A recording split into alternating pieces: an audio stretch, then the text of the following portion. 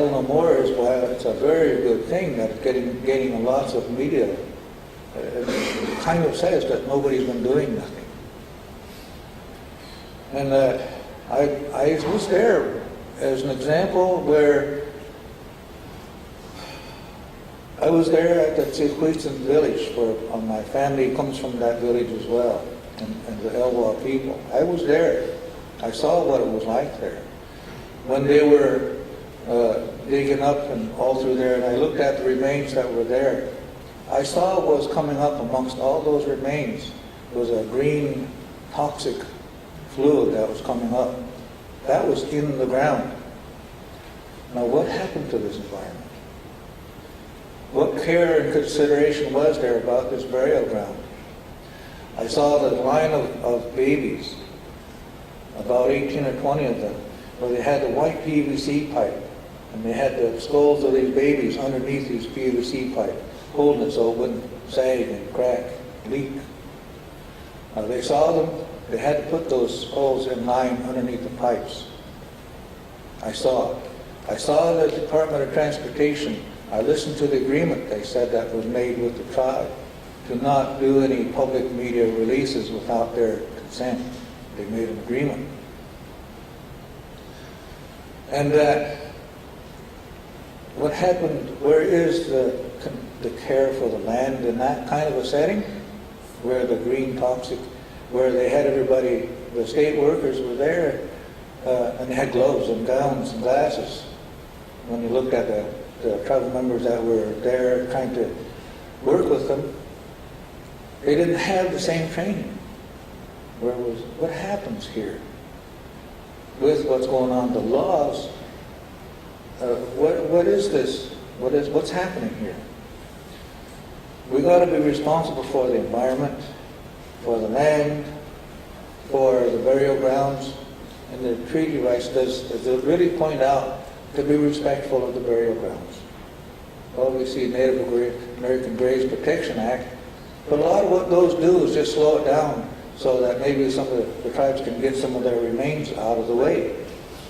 And what I saw a bulldozer operator doing with two young ladies at the Tzikwitsan site was saying, hurry up, I'll give you an hour to get them bones out of the way there.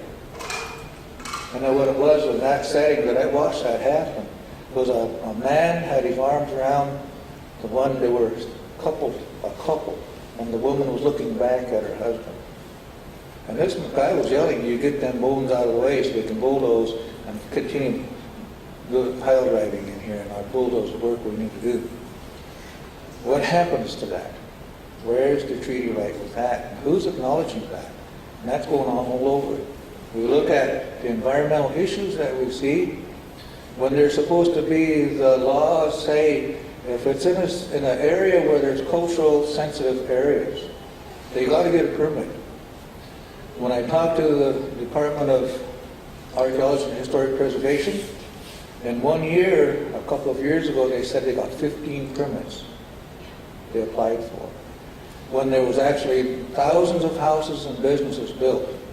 What happened to the cultural sensitivity and the environmental issues that was supposed to happen? What happened to the bold decision? What happened to these rulings about the environment and what's underneath this environment?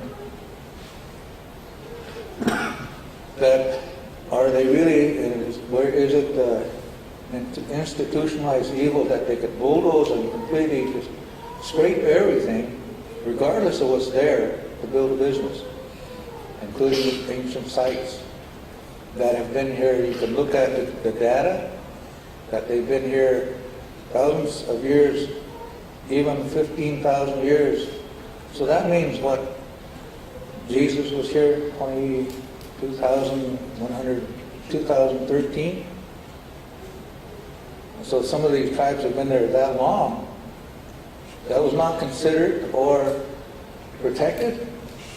That all the businesses would be there. And in the case at Tzikwitsan, all of the toxic fluids that were coming out of the ground, there was no consideration anywhere that I see in it. And that people were harvesting clams and plants and everything right there in those areas. So we have to be responsible together in common with for everything that is taking place. We can't be in such a competition with everything that we forget that we're actually going to be, we will be responsible for being the lines that choke out the garden, so to speak, of all that we harvest, that we live with. We're all responsible for that. We can't over-harvest. We can't get into such a competition that we destroy the garden that we live by. That's a treaty right that says in common with. We can't go as a tribe to another tribe and claiming their land because that actually is where my grandparents were built, their grandparents were built, buried there. Why would I say that I am above and beyond because I want to make $1 on someone else's territory? We have to be in common with Indian people, in common with, and non-Indian people. We are all in common with. When the environment is ruined, destroyed, over-harvested, where will my grandchildren find their food and medicine? We're all responsible. It's a treaty right. And that we have to come together and do this. Support treaty rights to protect the environment if we are truly serious. And that if we begin to look at it, we are one large voice. If we really believe in what we're saying and what we're doing, we should be able to come together, one big voice, and make it count. And that Island No More is building up with that, making a voice. And I appreciate that. That a lot of people are beginning to say, yes, we're getting tired of this. But it didn't just start. And that people have spent most of their careers working at this. So if we talk to anyone around the world about these issues, we should have a lot of experience because of what we see happening. And advise a good thing, a better way to do this. Say yes. Take a look at the environment and make it very important in these treaties. My brother here said, the United States said, no, we're not going to really go for that. They didn't put all the weight that they could into these things. You see it all the time.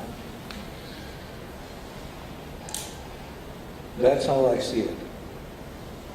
And I have more that I could say, I'd like to say about all of this.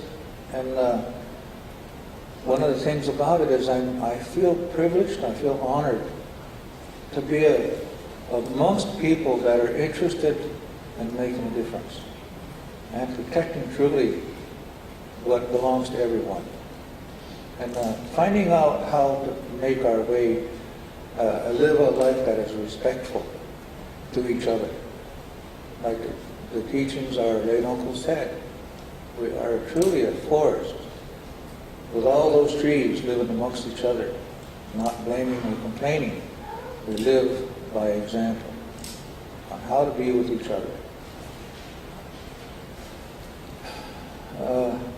Since I'm the last one, don't I get like a couple more hours on Although I'm sure we could listen to you. Anyway, I don't know how long I've been going on.